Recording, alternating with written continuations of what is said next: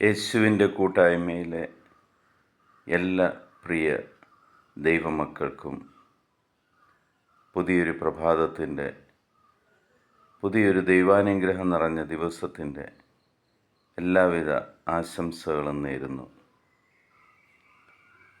ദൈവത്തോടുള്ള സ്നേഹത്തെ പ്രതി ഒരു ദിവസം തുടങ്ങുന്നതിന് മുമ്പ് തന്നെ ദൈവവചനം കണ്ടുകൊണ്ടും വായിച്ചുകൊണ്ടും ശ്രവിച്ചുകൊണ്ടും ദൈവസന്നിധിയിലായിരിക്കുവാൻ നമ്മൾ സമയം തന്ന ദൈവത്തിന് നന്ദി പറയാം.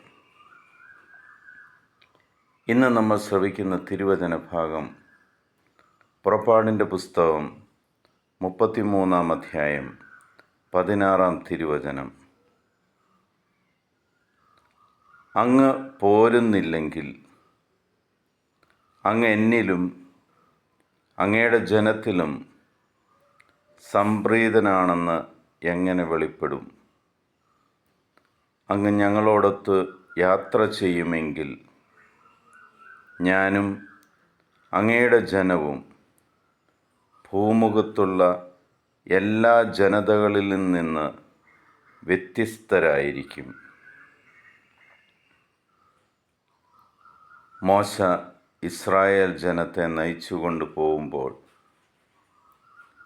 ദൈവത്തോട് ആവശ്യപ്പെടുന്ന ഒരു കാര്യമാണ് വചനത്തിലൂടെ നമ്മൾ ശ്രവിച്ചത്.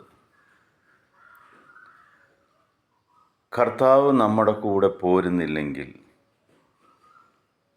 ആ ദൈവത്തിന് നമ്മളോട് സ്നേഹമുണ്ടെന്ന്, ആ ദൈവം നമ്മളിൽ സംപ്രീതനാണെന്ന് എങ്ങനെ മനസ്സിലാവും?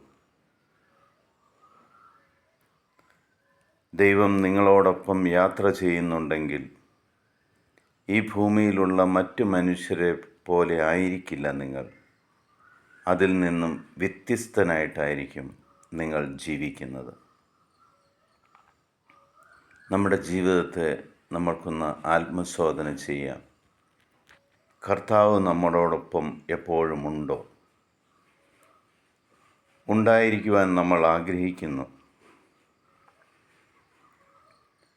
ഈ ദൈവവചനം നിങ്ങൾക്കൊരനുഗ്രഹമായി മാറട്ടെ.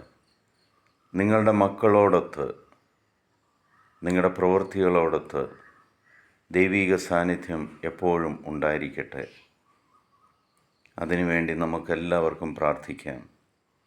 പിതാവായ ദൈവത്തിൻ്റെയും പുത്രനായ യേശു ക്രിസ്തുവിൻ്റെയും പരിശുദ്ധാത്മാവിൻ്റെയും കൃപയും അനുഗ്രഹവും സമാധാനവും എപ്പോഴും നിങ്ങളുടെ കൂടെ ഉണ്ടായിരിക്കട്ടെ. ദൈവീക സാന്നിധ്യം നിറഞ്ഞ ഒരു ജീവിതമായി നിങ്ങൾ ഓരോരുത്തരും മാറട്ടെ എന്ന് പ്രാർത്ഥിക്കുന്നു. ഈ നിമിഷം ലോകത്തിൽ 800 കോടിയിലധികം വരുന്ന എല്ലാ മക്കളെയും ദൈവസന്നിധിയിലേക്ക് നമുക്ക് സമർപ്പിക്കാം. ദർശനങ്ങളാലും അടയാളങ്ങളാലും അനുഗ്രഹങ്ങളാലും അവരെ ഓരോരുത്തരെയും ദൈവം തൻ്റേതാക്കി മാറ്റിയെടുക്കട്ടെ. യേശുവിൻ്റെ സമാധാനം സന്തോഷത്തോടുകൂടി ഞാൻ നിങ്ങൾക്ക് പങ്കുവയ്ക്കുന്നു. ഈശോ മിശിഹായ്ക്ക് സ്തുതിയായിരിക്കട്ടെ.